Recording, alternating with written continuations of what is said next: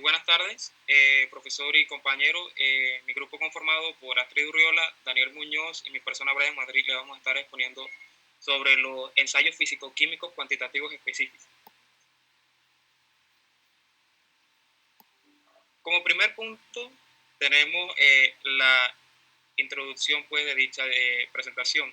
Tenemos que los ensayos y controles de drogas sirven para regular su calidad, es decir, asegurar la identidad de la droga, comprobar su correcto estado de conservación, determinar la cantidad exacta del principio activo, comprobar y asegurar la ausencia de sustancias indeseables o nocivas.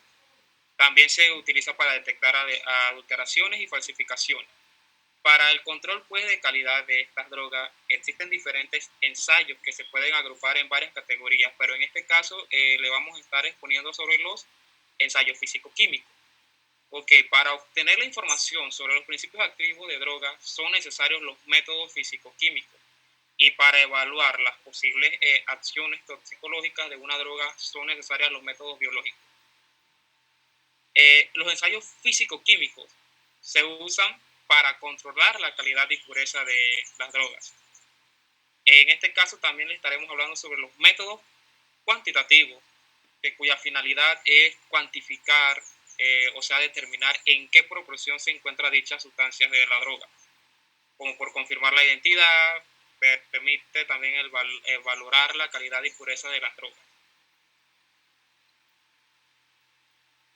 Ok, de este contenido de los métodos específicos físico-químicos, estaremos como punto número 1, tendremos los métodos volumétricos, después hablaremos sobre los métodos espectrofotométricos,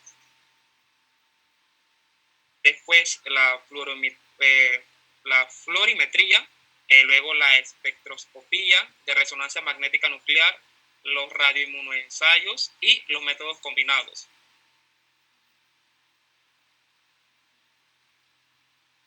Los métodos volumétricos. Okay, estos métodos volumétricos permiten la determinación del contenido en agua por arrastre azeotrópico. El agua de la droga vegetal es arrastrada por destilación con un disolvente no miscible con el cual forma una mezcla azeotrópica. Cuando digo mezcla azeotrópica es una mezcla líquida de dos o más compuestos químicos que se comportan como si estuviese formada por un solo componente al presentar la misma composición en el líquido. Okay, cuando se somete a esta temperatura constante de ebullición de un aparato de destilación, el reflujo, estos vapores azeotrópicos se condensan por refrigeración, separados el agua del disolvente en dos capas, pudiendo entonces medir el volumen de agua separada de la droga. Se aplica sobre todo en las drogas vegetales que contienen aceites volátiles. Esta se fundamenta en la determinación de una sustancia por su reacción con un volumen medio de una sustancia estandarizada conocida. Este proceso se llama titulación. La reacción química sucede de manera estequiométrica o regulada, en la presencia de un indicador que puede producir los cambios de color, los cambios de conductividad eléctrica, los cambios de potencial eléctrico de la solución u otros compuestos físicos. Pues estos métodos volumétricos tienen una clasificación en el cual son los tipos de reacciones en que suelen basarse. Las volumetrías son de tipo ácido-base, de neutralización, de óxido-reducción, de precipitación y de complejación.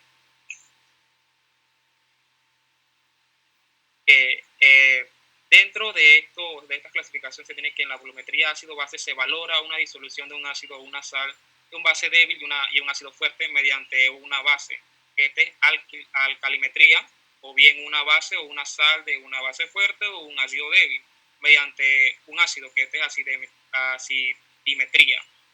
En los volúmenes de oxidación, reducción, o dicho de otra manera, el redox, el reactivo valorante provoca la oxidación o reducción de la sustancia a analizar.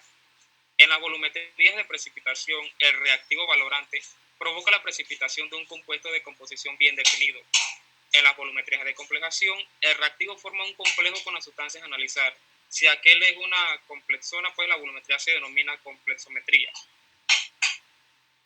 En los ejemplos, pues tiene que la titulación ácido-base, un ejemplo de esto es la titulación ácido-base de alcaloides en la corteza de quina. La cinchona pues, es utilizada para la producción de quinina. La oficial de esta es la quina roja. También la quina gris se suele utilizar para las licoristerías y las quinas amarillas. Pues aquí les coloqué una imagen de una cinchona y también otro ejemplo es en las hojas de en la titulación ácido-base, en las hojas de la belladona.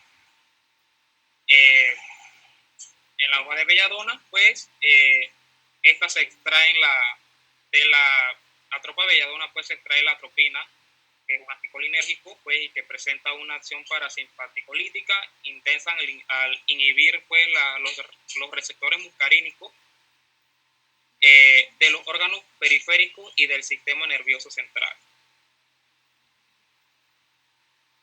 Ahí también les coloqué, pues, una imagen de una atropa belladona. Como método, pues, espectrofotométrico, pues lo va a hablar mi compañera. Siguiente diapositiva. Los métodos espectrofotométricos. Estos métodos se aplican a la mayoría de los principios activos y están basados en la capacidad de absorción energética que presentan ciertas moléculas al ser expuestas a una determinada intensidad de energía y con una longitud de onda concreta. Estos se pueden dividir en espectrofotometría de absorción, que se refiere a la técnica espectroscópica que miden la absorción de radiación en función de la frecuencia o longitud de onda, debido a su interacción con una muestra. La muestra absorbe energía, es decir, fotones del campo radiante. Y también tenemos la espectrofotometría de emisión, que este es un método de análisis químico que utiliza la intensidad de la luz emitida por una llama o un plasma, un arco o una chispa eléctrica en una longitud de onda particular para determinar la cantidad de un elemento en una muestra. Siguiente diapositiva. Tenemos la florimetría. Siguiente. La florimetría es un tipo de espectroscopía basada en la emisión fluorescente de una muestra. Esto involucra el uso de un haz de luz, comúnmente de luz ultravioleta, que excita los electrones en ciertas moléculas o átomos y causa la emisión de la típica, no necesariamente luz visible. En esta tenemos dos tipos de instrumentación diferentes, el florímetro de filtro y los espectrofluorímetros. El florímetro de filtro, el uso de estos filtros para aislar la luz de incidencia de la luz y la fluorescencia de la luz. Una fuente luminosa emite la luz de una longitud de onda de excitación en la que está en relación al compuesto que va a ser medido. Los florímetros de filtro producen la excitación del producto específico y las longitudes de onda de emisión. El filtro bloquea las longitudes y transmite las longitudes de ondas adecuadas para el compuesto en cuestión. La luz pasa a través de la muestra a medir y una cierta longitud de onda es absorbida, mientras que es emitida una radiación de mayor longitud de onda. La luz emitida es medida mediante un detector y después se cambia el filtro óptico y se miden las diferentes sustancias. En cuanto a las aplicaciones, los florímetros de filtro pueden ser altamente sensibles, por lo que se adaptan bien para ser utilizados en la investigación científica de precisión. Los filtros ópticos son relativamente baratos y fáciles de cambiar. Por ello se utilizan comúnmente en aplicaciones experimentales que necesitan medir repetidas ocasiones en diferentes compuestos. Tenemos los espectrofluorímetros, que estos utilizan una red de dirección de monocromador y es para aislar la incidencia de la luz y la fluorescencia de la luz. Estos contienen 4 partes principales, que es la fuente de radiación, por ejemplo, que sea una lámpara de xenón o un láser, además de otras lámparas que podrían cubrir un espectro mayor de longitud de onda. Tienen un monocromador de excitación, que selecciona la longitud adecuada para la excitación de la muestra. Un monocromador de emisión, que analiza las emulsiones producidas por la fluorescencia de la muestra. Y un fotomultiplicador, que recibe las ondas lumínicas y las transforma en un número medible de las cuentas, que van a estar relacionadas con la intensidad de la luz. Algunas aplicaciones es que se utilizan en investigación fotoquímica de sistemas biológicos, midiendo la clorofila fluorescente, en estudio de cinética de reacciones, también en interacciones de lípidos con proteínas. Determinan la calidad del agua mediante la medición de materias orgánicas presentes en ella y determinan la autenticidad de los vinos. Siguiente diapositiva. Espectroscopía RMN. Esta sería la espectroscopía de resonancia magnética nuclear. Esta es una técnica empleada principalmente en la elucidación de estructuras moleculares. También se puede emplear con fines cuantitativos y en estudios cinéticos y termodinámicos. La técnica se ha empleado mucho en parte de la química orgánica, inorgánica y bioquímica. La misma tecnología ha sido utilizada en otros campos, como en la medicina, en donde se obtienen imágenes por resonancia magnética. La espectroscopía de resonancia magnética nuclear se basa en la absorción y la remisión de radiación electromagnética, que ocurre en los núcleos de ciertos átomos inmersos en un campo electromagnético estático, son expuestos a un segundo campo magnético. Las aplicaciones de los análisis de la resonancia magnética nuclear es en cuanto a la elucidación estructural de moléculas orgánicas, cuantificación de los componentes de una muestra, control de calidad de las sustancias químicas, productos farmacéuticos, productos naturales, nutracéuticos y alimentos. Identifican materiales, determinan los enantiómeros, estudian la temperatura y las cinéticas de las mezclas de las reacciones y voy a hablarles un poco también de las aplicaciones de la resonancia magnética nuclear en la industria farmacéutica. Esta se ha convertido en una de las técnicas analíticas más potentes en nuestra industria. Tanto la farmacopea europea como la farmacopea de los Estados Unidos han reconocido su valor y cuentan con capítulos generales que describen los equipos y las técnicas y metodologías cuantitativas y cualitativas a seguir. Siguiente diapositiva ya.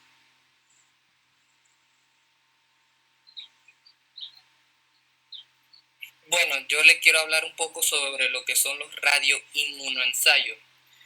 Bueno, esta técnica se fue realizada por Solomon Berson y Rosalind Yalow en 1960 para determinar la concentración de la insulina en el plasma sanguíneo. Bueno, esta técnica se utiliza para detectar y cuantificar las sustancias que se encuentran en cantidades muy pequeñas y mezcladas con muchas otras.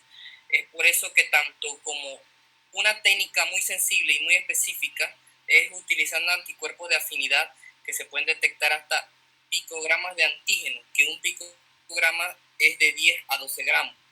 Bueno, los inmunoensayos también son métodos de screening preferidos para drogas en orina, para su rapidez y sensibilidad. Se basa en el uso complejo de los antígenos y anticuerpos como medio para generar un resultado. Un antígeno marcado compite con otros, como lo que son la droga, por el sitio de un anticuerpo específico. La principal diferencia de esto es que los diversos inmunoensayos están en el material marcado y puede ser radioactivo en lo que es el radioinmunoensayo. Puede ser enzimático o enzimunoensayos, que vendrían siendo por sus siglas EIA y EMIT, y fluorescente en inmunoensayos de fluorescencia polarizada, FPI por su sigla. El EMIT, por ejemplo, es un enzimunoensayo homogéneo competitivo, variante que no requiere de etapas de separación final, lo que permite el proceso fácil de la automatización de los instrumentos analíticos. Esta técnica inmunológica EMIT, la droga se usa covalentemente en una enzima cuando el complejo de droga-enzima se incuba con un anticuerpo monoclonal contra la droga y la activa en la que la enzima disminuye. Cuando se le añade el complejo, se inmune a la droga exógena presente en el suero y compite con el complejo de las enzimas por el anticuerpo. La liberación del complejo droga-enzima hace que aumente la actividad enzimática de modo a mayor concentración de droga, mayor actividad enzimática. Siguiente diapositiva.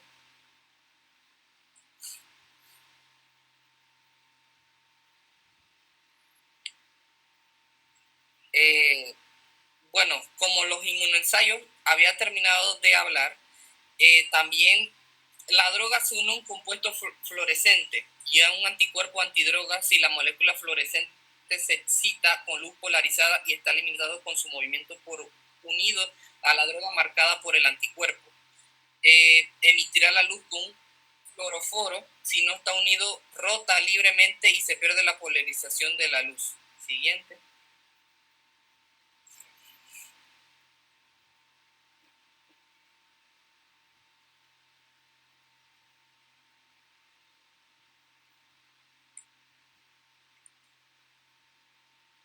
El EMIT, de lo que es el inmunoensayo ya hablado, también se fundamenta en la inhibición o activación del marcador enzimático, que al producirse la unión antígeno-anticuerpo, no siendo necesario ningún paso elevado posterior, dado que la reacción se realiza en el mismo tubo o celda de ensayo. La droga se une covalentemente con una enzima. Como ya lo dije, un complejo droga-enzima se incuba con un anticuerpo monoclonal y la droga activa de la enzima y la enzima disminuye. Siguiente, para completar, había hablado mucho de esta diapositiva y sin pedir que la pasaran. La ciclosporina A, que se extrae de diferentes especies de hongos como la Trichoderma, Polysporum, Beauveria, Nivea, entre otros, es un péptido cíclico neutro compuesto de 11 aminoácidos y una masa relativa de 1203 gramos sobre mol, que es altamente liposoluble y se metaboliza a nivel hepático, en lo que se han identificado 11 metabolitos. Este fármaco, introducido en 1980 como una inmunosupresora en reemplazo de la azatioprina, como mecanismo de acción se utiliza principalmente como droga inmunosupresora para prevenir el rechazo de órganos en pacientes trasplantados, tanto en órganos sólidos como de precursores hematopoyéticos, que atraviesa la membrana celular libremente, como la insupresión al bloquear la activación de los linfocitos T y al unirse al receptor de la inmunofilina, ciclofilina, inhibiendo la actividad fosfatada de la calcineurina, que participa en la transcripción del ácido ribonucleico para la síntesis interleuquinas. Siguiente.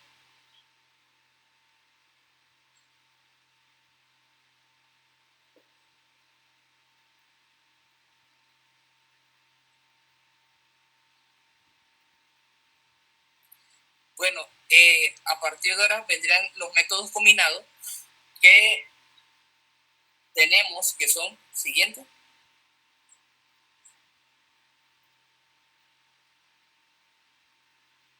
Que no tienen un uso tan extendido como pudiera creerse, a partir de las pruebas que demuestran que los enfoques farmacológicos conductuales combinados constituyen en muchos de los casos de estrategia en los que para los trastornos de uso de sustancias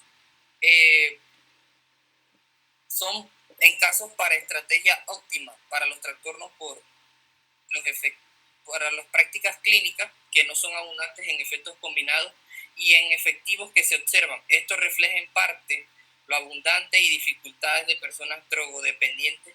Por ejemplo, la necesidad de evaluación y tratamiento de múltiples problemas concurrentes médicos, legales, familiares, psicológicos, laborales, entre otros, así como las complejidades de la provisión de tratamientos combinados por el trastorno de abuso de sustancias del contexto de la atención externa. Siguiente.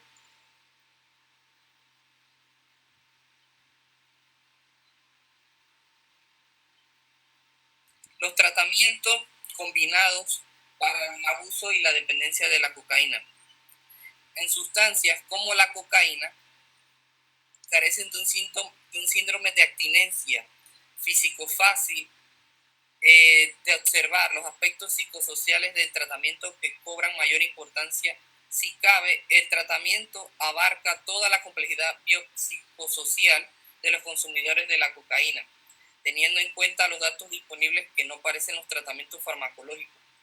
Por sí solos reduzcan el consumo de cocaína, por el que estos deben acompañarse de tratamientos psicológicos apropiados.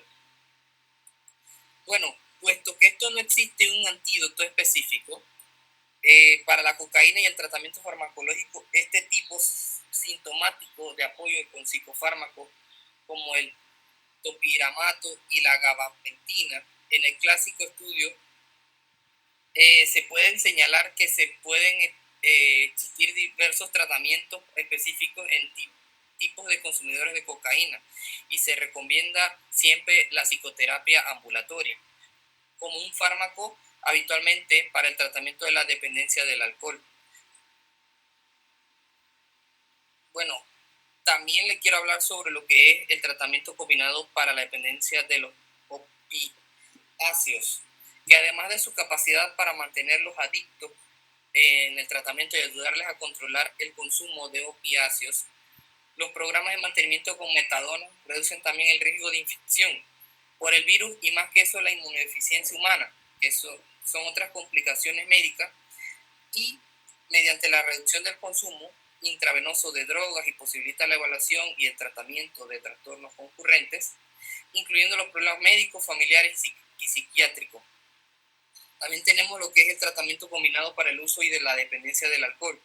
Uno de los fármacos más comúnmente usados para el tratamiento de la dependencia del alcohol es el disulfiram, que señala los problemas vinculados con el uso del disulfiram. El cumplimiento es un problema fundamental y supervisado muy de cerca con muchos pacientes en lo que son la efectividad conductuales para mejorar la retención y el cumplimiento de este.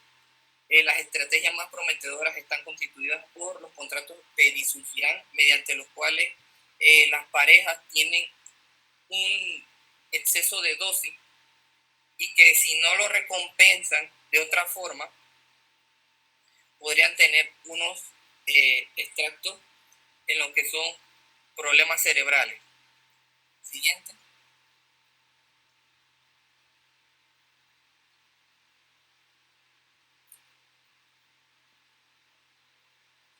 Ensayos biológicos.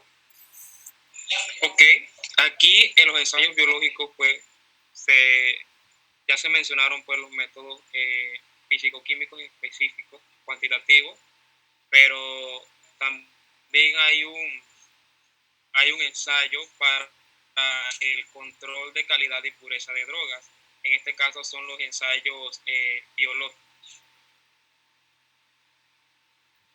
Estos ensayos biológicos son ensayos destinados a establecer y a a establecer la actividad farmacológica y la toxicidad de los principios activos presentes en las drogas. En este caso, pues, los estudios de actividad farmacológica tienen como finalidad determinar la acción farmacológica que poseen los principios activos de las drogas sobre los organismos vivos. Se realizan pruebas en animales de laboratorio o con células en órganos aislados, que esta sería la farmacología preclínica. Y cuando se tiene una idea de la actividad del compuesto y su seguridad, se realizan estudios farmacológicos con humanos sanos y enfermos, que aquí entraría pues el término de farmacología clínica.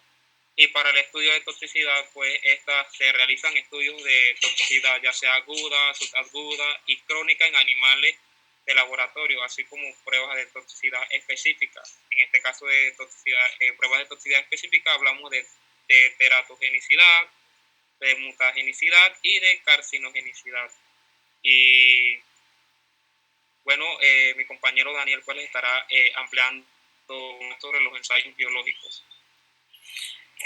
Bueno, los ensayos biológicos, las drogas son muy potentes, son digitales. El principio activo es muy complejo, difícil de separar. Por ejemplo, los glicósidos cardiotónicos y las saponinas. Los ensayos físico-químicos, que son insuficientes para determinar el valor terapéutico porque no indican la verdadera actividad de la droga, o bien no son suficientemente específicos. Actualmente el empleo de estos ensayos ha disminuido debido al avance de las técnicas analíticas, que permiten de manera sencilla y fácil la valoración precisa de las drogas vegetales. Siguiente diapositiva.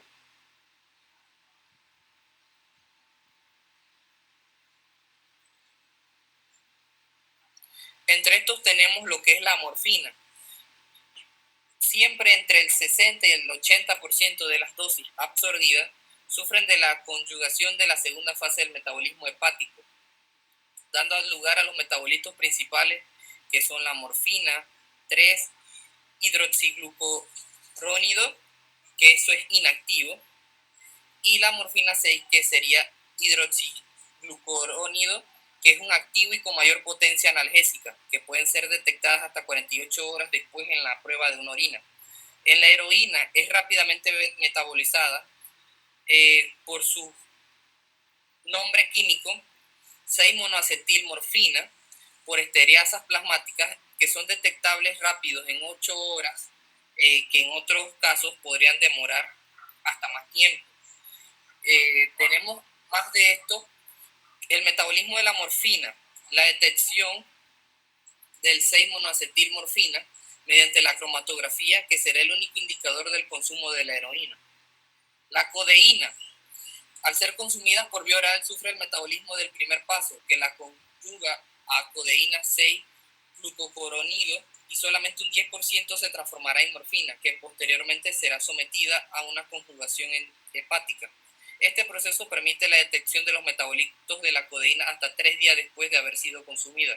Los test son muy rápidos, son inmunoquímicos que se utilizan para cribados de muestras y son capaces para detectar el grupo fenantreno común a las moléculas de esta familia.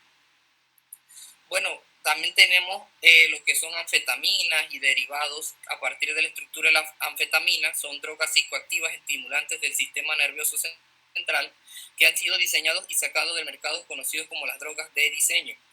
Estas debido a muchas que son moléculas desconocidas para los laboratorios.